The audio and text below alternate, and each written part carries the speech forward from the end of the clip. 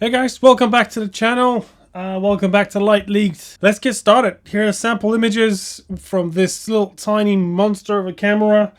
It is missing a few things. We'll talk about them, discuss them, but first let's see the sample images and the sample photos that I've taken over the course of 2 weeks that I've now used it for. So without further ado, here we go. Roll the tape.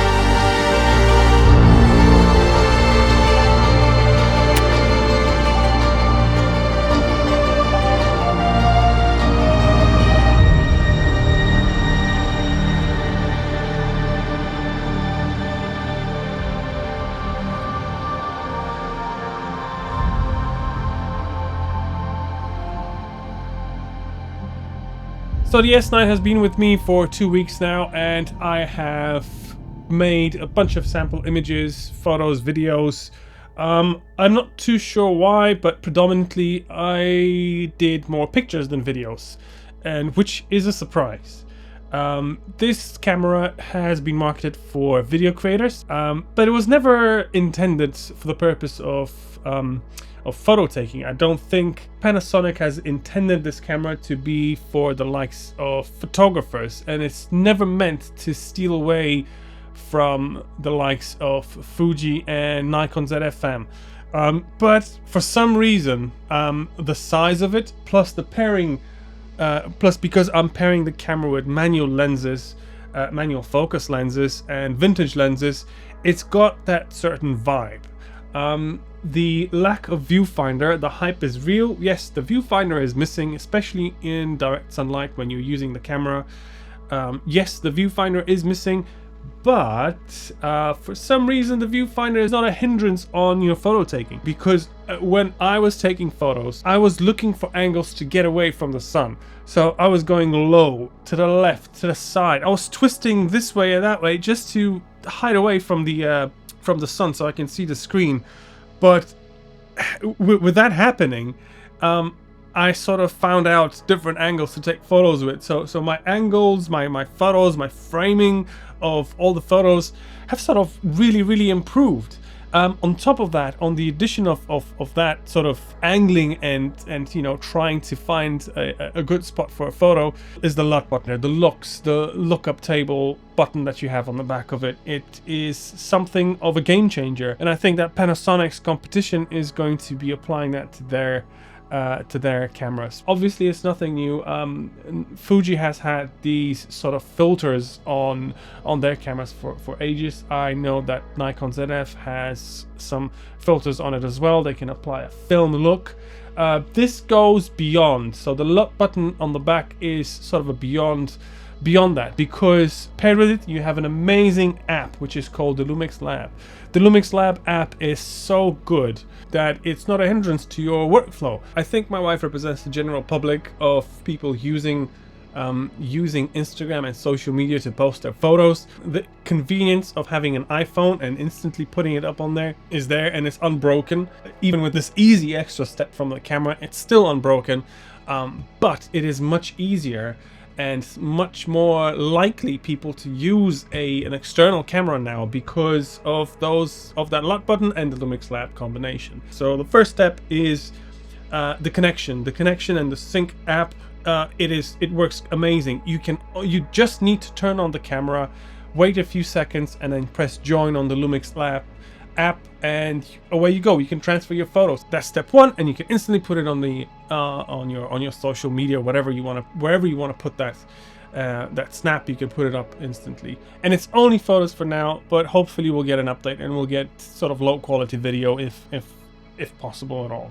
You can create your own look very fast and very conveniently, and then upload that look directly to your camera. So next time you go, you'll have 10 moods set, for example, sunset, sunrise, whatever you want to call it, moody 1, moody 2, rainy, foggy, whatever you want to call those filters on. You can apply them for in there. There's space, I think, for 39, because one is reserved for your VLOT.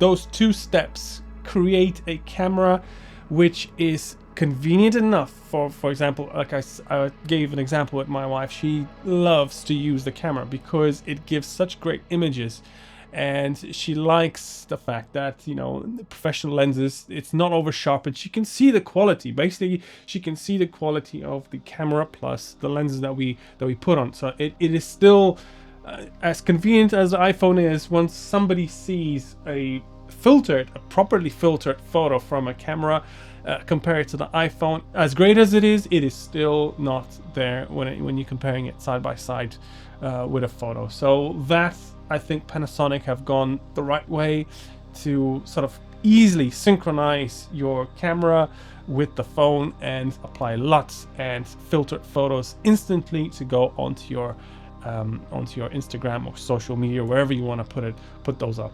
Also, on top of that, I have connected this to my wife's phone, to my iPad, so I've got 3 connections going, and which they seamlessly connect between each other. So it's absolutely fine if you have more than one. So for example, if you want to share that photo between many people, you're more than capable of, because it's Bluetooth, so it goes over Bluetooth. Well, no, it doesn't go over Bluetooth because you're connecting to a Wi-Fi network. But yeah, you get the point. You can transfer photos very quickly. So let's talk about the build quality of the camera. The camera is built well. There's nothing, you know, that is out of the ordinary. It doesn't feel flimsy. The built-in screen is quite good. It's built well. The screen is okay. It twists okay. It is quite sturdy. I mean, I can even do this comfortably and think that nothing's going to happen with the camera, but it's definitely not a Leica, and it's definitely not a metal body construction like Nikon and the Fuji and the Fujis. But come on, this thing is tiny. Look at it. This is a full frame S5 II in the palm of my hand. So I think the camera has been marketed more towards the creator side, like I said, and the vlogging side, and it's actually quite easy to blog on it in terms of the size of the camera. Yes, it is a small size, but I would also try and get maybe a smaller lens, maybe a pancake lens.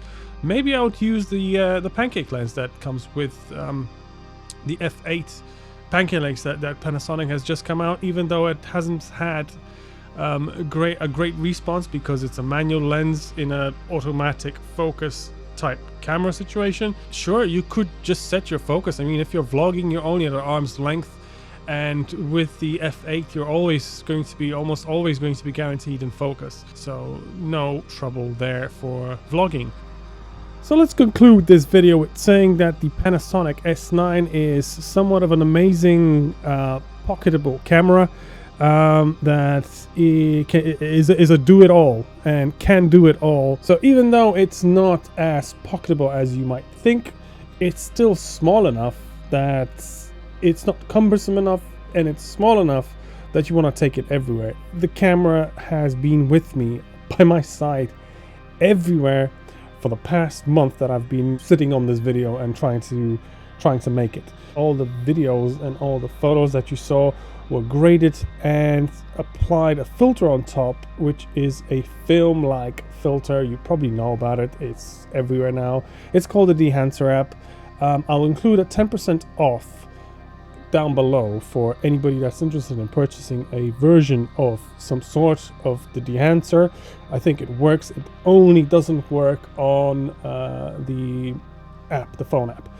Otherwise, the 10% off, it can be applied everywhere across the whole site, I think. I am on the road to 1,000 subscribers. I want to get there as quickly as possible and as fast as possible. I hate my day job, so please like and subscribe, and we'll see how that goes. Once we reach 1,000, well, the reason why I'm saying it is because once we reach 1,000 subscribers, I'll be giving away a free copy, a free seat of the full version of the Dehancer plugin app for DaVinci Resolve. It's going to be yours to taking, so let's reach 1,000 and the giveaway will start up. So the faster we get there, the faster one of my subscribers will be eligible to get that. So, but till we reach there, probably going to be another year. I don't know. The way this is going, might be less, but hopefully might be faster than slower. So anyways, thank you for watching again, and I'll see you guys in the next video.